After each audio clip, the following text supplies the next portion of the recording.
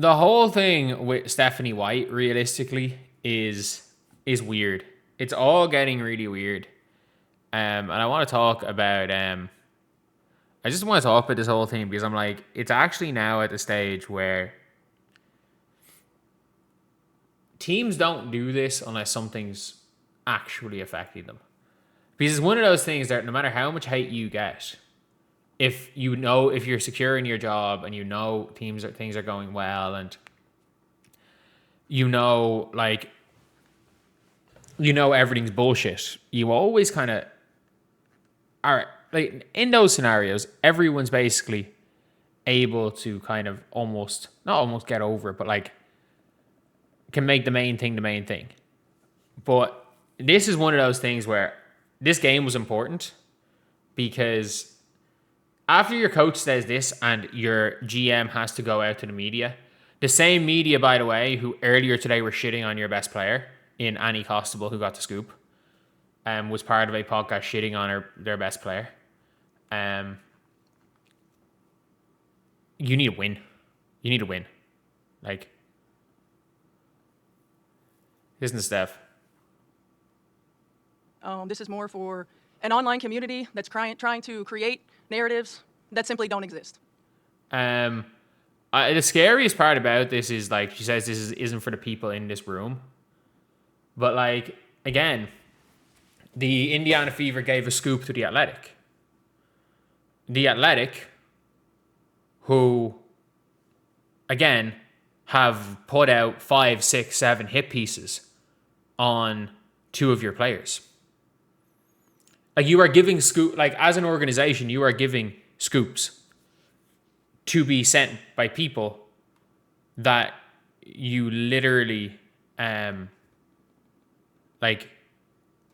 are writing hit pieces about your players.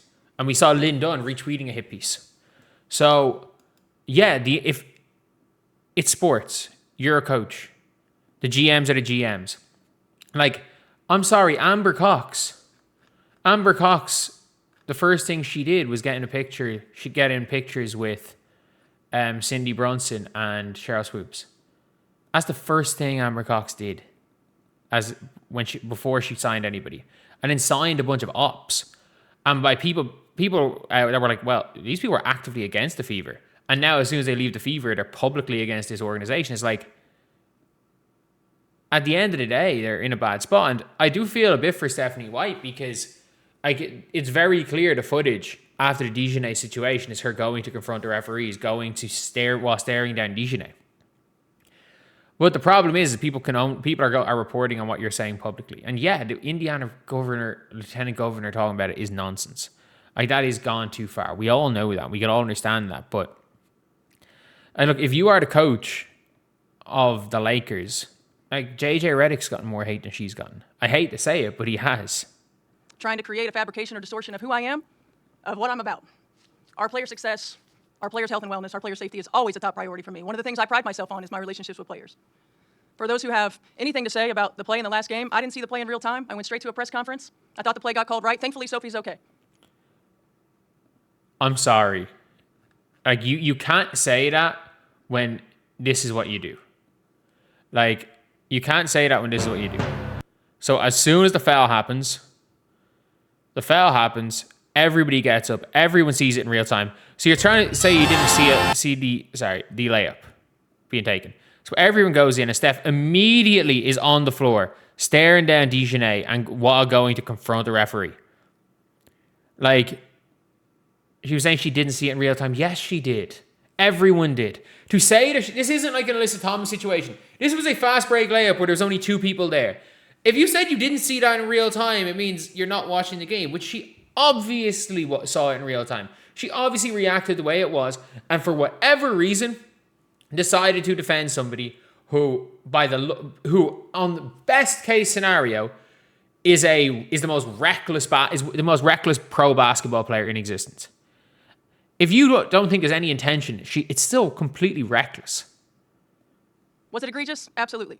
When you have a chance to watch that over and over and over on replay, you can see that. I didn't have that in real time. And you still confronted a referee. So you saw it in real time. We all did. I take personally any suggestions that I don't 100% always have my players back. I ride with them 10 toes down all the time. All the time. They know that. It's a shame that we can't have an opportunity to talk about what great basketball they're playing. Because they are f***ing playing. The reality is, with me, I will always lead with love. I will always lead with grace.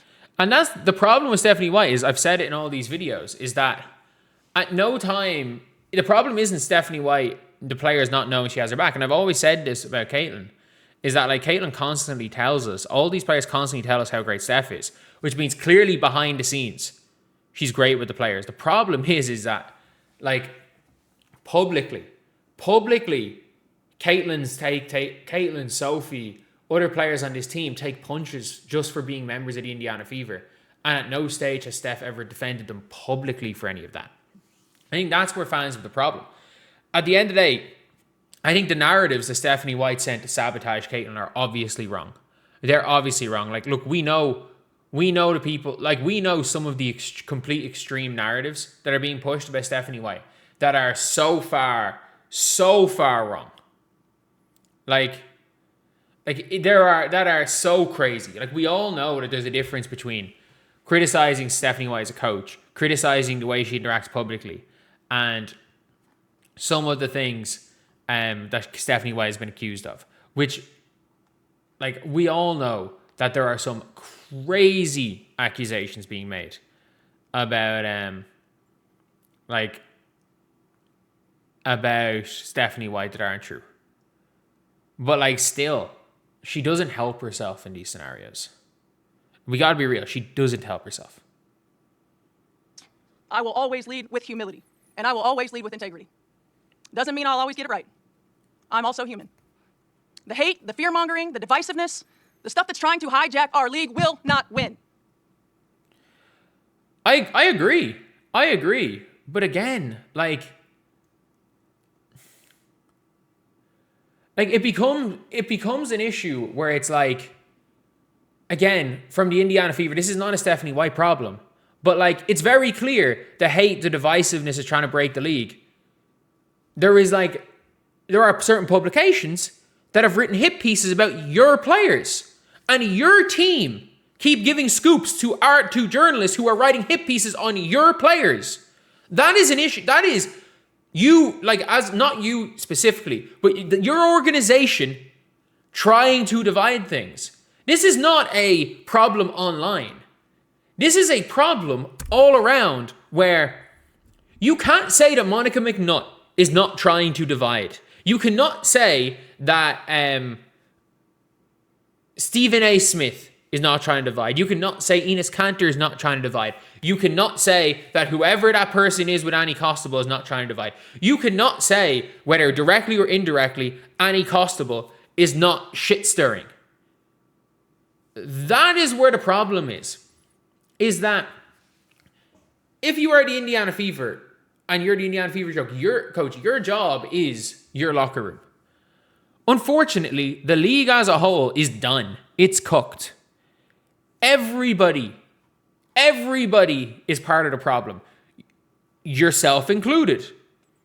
Obviously not a big part of the problem, but a slight part of the problem. I'm a slight part of the problem. I'm not completely blameless in this, as are people like me. There are hundreds of people that are significantly higher in the totem pole of part of the problem than me. But to an extent, we all are.